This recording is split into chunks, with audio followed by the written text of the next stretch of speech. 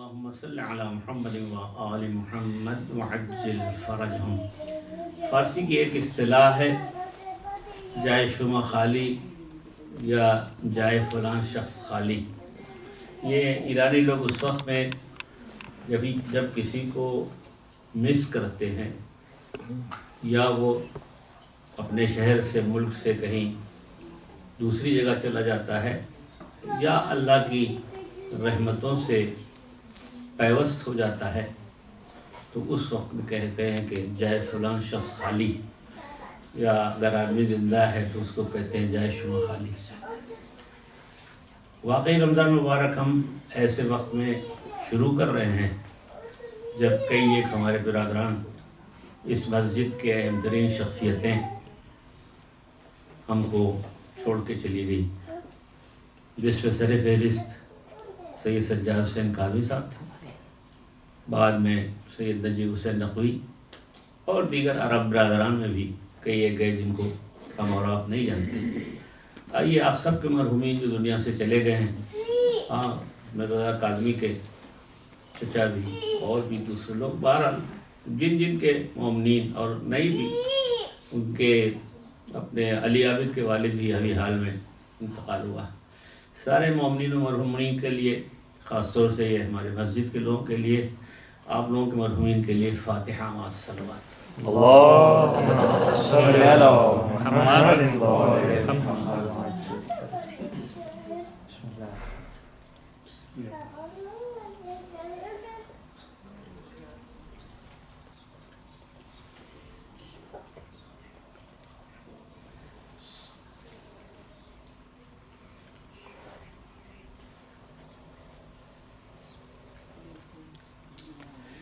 اللہ تبارک و تعالیٰ نے سورہ بقرہ میں ارشاد فرمایا ہے، شہر رمضان الذی انزل فیہ القرآن، رمضان المبارک وہ مہینہ ہے جس میں قرآن نازل کیا گیا، یا اسی کے آیت کے آگے پیچھے یا ایھا الناس کتب علیکم الصیام کما کتب علی الذین من قبلکم لعلکم تتقون، اے لوگو، اے ایمان والو، آپ کے اوپر روزہ فرض کیا گیا ہے جیسا کہ سابق امتوں پر روزہ واجب کیا گیا تھا۔ روزہ رکھیے لعلکم تتقون، تاکہ آپ لوگ پرہیزگار بن جائیں یا آپ لوگ متقی ہو جائیں۔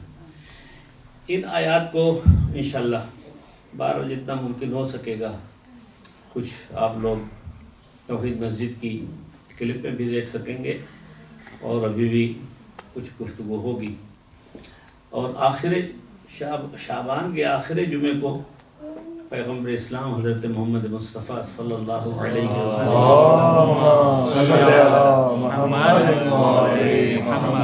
ایک طولانی خطبہ ارشاد فرمایا، جس میں آپ نے کہا، اور یہ روایت امام رضا علیہ السلام سے ہے، اور امام رضا علیہ السلام نے اپنے جد امیر المومنین علیہ السلام سے، اور پھر انہوں نے رسول خدا سے، رسول خدا نے آخری جمعے کو ارشاد فرمایا، ایھا الناس قد اقبل الیکم شہر اللہ، اے لوگو دیکھو اللہ کا مہینہ آ گیا ہے، بالبرکت و بالرحمت والمغفرہ، جو برکتوں، مغفرتوں اور رحمتوں کے ساتھ آیا ہے۔ شہر ہوا عند اللہ افضل الشہور، یہ وہ مہینہ ہے جو تمام مہینوں میں افضل ہے، اور ایام ہوں افضل الایام، اس مہینے کے سارے دن افضل ہیں، ولیالی ہے افضل اللیالی، اور تمام راتیں اس کی تمام راتوں سے بہتر ہیں، وساعات ہو افضل الساعات، اور اس کی گھڑیاں اور منٹ اور سیکنڈ تمام گھڑیوں سے بہتر ہیں۔ پھر کہتے ہیں، اب یہ جملہ بڑا اہم ہے جو ہمارے لیے اور آپ کے لیے گویا سوال ہے، اور ہم اپنے آپ سے ہوا شہر عند اللہ دعیتم الی ضیافت اللہ، یہ ایسا مہینہ ہے جو تم مہمان بنائے گئے ہو اللہ کے۔ آپ اگر ابھی پاکستانی ایمبیسی آپ کو مہمان دعوت کے لیے بلائے 14 اگست کو، یا جو جمہوری اسلامی کا دن ہے، تو کیا کریں گے؟ نہائیں گے، پہلے اچھا کپڑا پہنیں گے، پریس کریں گے، جوتے پہ پالش کریں گے، اور سوچیں گے کہ بھائی ملک کی آزادی کا دن ہے تو اچھے سے اچھا لباس پہن کے جائیں تاکہ سب سے سلام علیکم ہر وقت کرنا ہے۔ اللہ کی مہمانداری میں جہاں پر میزبان خدا ہے، سبحان یہ بڑی اہمیت ہے. میزبان خدا ہے اور آپ مہمان ہیں، اور اس فرش کے بچھانے والے فرشتے ہیں. یعنی سفرے فرش رمضان، فرش رمضان، سفرے رمضان، فرش رمضان، یہ وہ نہیں ہے جو جلیبی پکوڑے والا ہے.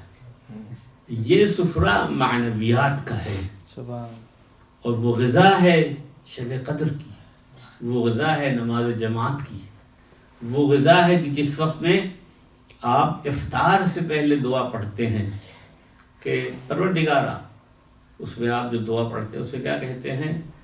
شفا دے سب کو. تو شفا میں اس میں مسلمان شرط نہیں ہے، شیعہ اثنا عشری اور خوجہ نہیں شرط ہے، نہ ہی سنی، نہ وہابی، نہ دیوبندی، نہ اہل حدیث، نہ ہندو، نہ سکھ. نہ کتنی عمومیت اس دعا میں پائی جاتی ہے. اللہم ادخل علی اہل القبور السرور، اے میرے مالک تمام اہل قبور کو خوشیاں نصیب فرما. اب اہل قبور کہا گیا نہیں، اہل شیعہ نہیں کہا گیا، اہل سنت نہیں کہا گیا، اہل قبور سب. یہ عمومیت ہے، یعنی ہمیں کہا جا رہا ہے کہ تعصب کی اینک اتار کے پھینکو. کسی بھی لحاظ سے تمہیں تعصب کی نگاہ رکھنی ہی نہیں چاہیے.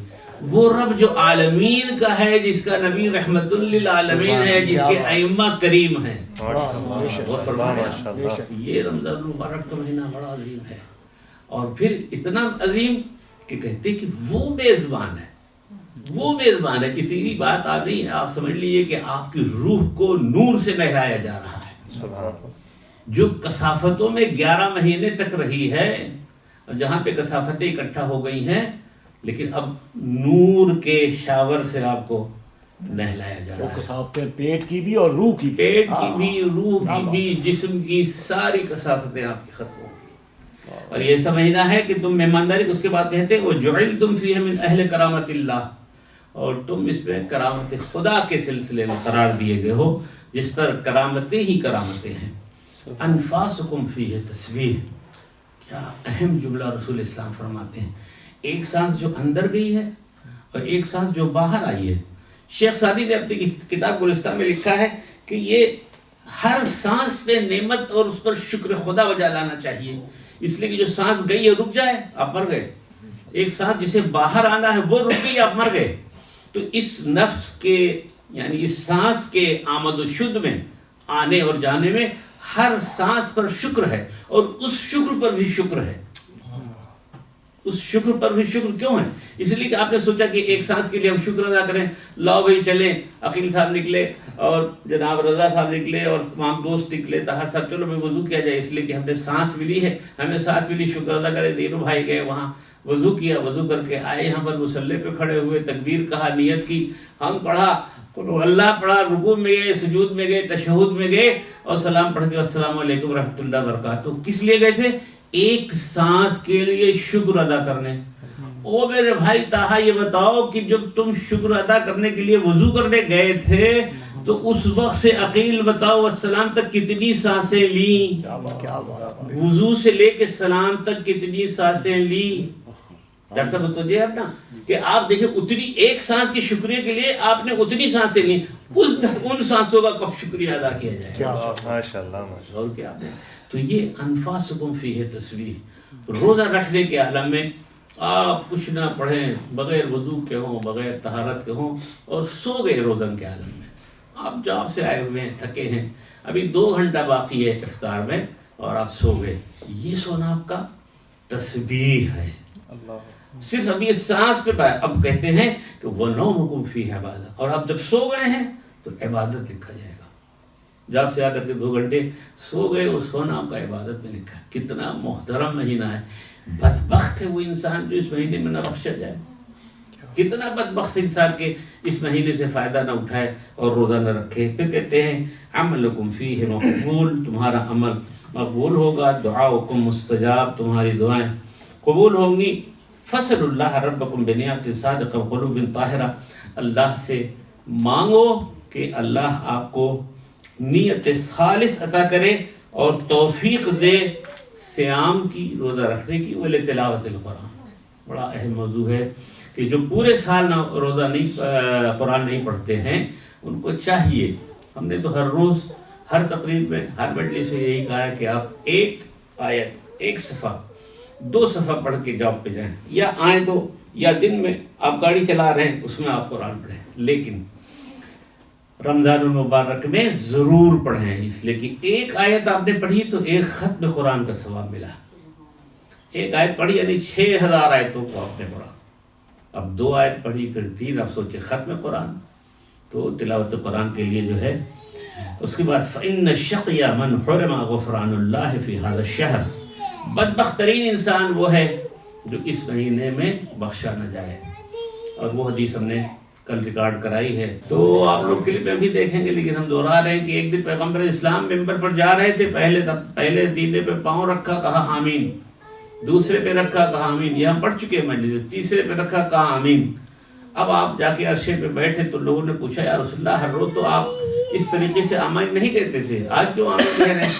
کہ جب ہم نے پہلے سینے پہ قدم رکھا اور جبریل نے کہا یا رسول اللہ، جو مومن رمضان المبارک کو پالے اور نہ بخشا جائے وہ بدبخت ترین ہے، وہ مومن جو اپنے والدین کو پالے اور ان کی خدمت نہ کرے، ان کی اطاعت نہ کرے، ان کے حق کو ادا نہ کرے، وہ بدبخت ترین ہے۔ ہم نے آمین کہا، اور تیسرے پہ کہا کہ جب جس مجمع میں جس جگہ آپ کا نام لیا جائے اور اس میں آپ پر اور آپ کی اولاد پر درود و سلام نہ بھیجا جائے، وہ بدبخت ترین مجمع ہے۔ صلی اللہ علیہ وسلم۔ اللہم صلی علی محمد وآل محمد۔ یہ جو بعض وقت میں عرض کرتا ہوں کہ نام پیغمبر آنے سے آپ لوگ درود و سلام پڑھا کریں، یہ واجبات میں سے ہے، قرآن کی آیت ہے، اور اس لیے خیر تو یہاں پر میں اس بات کو رکھتے ہوئے ذرا سا آگے بڑھوں اور فلسفہ رمضان کو تھوڑا سا پیغمبر اسلام کی حدیث پڑھ کے پھر سوال و جواب کا سیشن شروع کرتا ہوں۔ تو پیغمبر اسلام نے فرمایا کہ کوئی بھی مومن، ما من مومن یصوم شہر رمضان احتسابا الا اوجب اللہ عز وجل سب له سب خصال، کہتے کوئی میں وہ مومن روزہ دار ایسا نہیں ہے جس کو اللہ تبارک و تعالیٰ 7 خصلتوں سے اس کو مزین کرتا ہے، یعنی آپ کو 7 صفات، 7 کمالات، بہترین کمالات آپ کو اللہ دیتا ہے۔ کہتے کیا ہے؟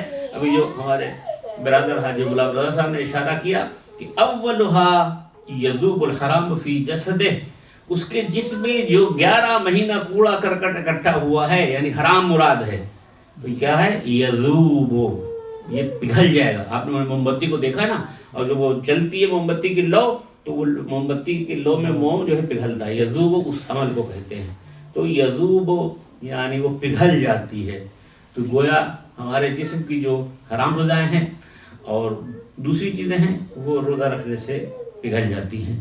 والثانیۃ لا یبعد عن رحمت اللہ، اور دوسری بات یہ ہے کہ رحمت خدا سے یہ روزہ دار دور نہیں ہوتا۔ والثالثۃ یکون قد کفر خطیئتہ ابیہ آدم، اور کہتے ہیں کہ حضرت آدم سے جو ترک اولا ہوا تھا اس کا یہ کفارہ سمجھ کے اگر یہ ثواب آپ کے نام لکھ دیا جائے تو کتنا بہتر ہوگا۔ والرابعۃ یہون عز وجل علیہ سکرات الموت، اور چوتھی بات یہ ہے کہ اس روزہ دار کو جاں کنی کے وقت میں آسانی فراہم ہوتی ہے۔ جس وقت میں ملک الموت آ کر کے روح نکالتا ہے اس وقت میں اس روزہ دار کو آسانی ہوتی ہے۔ پھر 5ویں کہتے ہیں امان من الجوع والعطش یوم القیامہ، قیامت کے دن بھوک اور پیاس سے امان ملتی ہے۔ والسادس یعطی اللہ برات من النار، اور چھٹی صفت اس روزہ دار کو جہنم سے براعت کا ایک سرٹیفکیٹ ملتا ہے کہ اب اسے جہنم میں نہیں جانا ہے۔ والسابعۃ یطعم اللہ من طیبات الجنہ، اور 7ویں بات یہ ہے کہ اللہ تبارک و تعالیٰ اسے جنتوں کی نعمتوں سے، طاہر نعمتوں سے، پاک نعمتوں سے نوازتا ہے۔ ہم انشاءاللہ اور مسائل بھی پڑھیں گے۔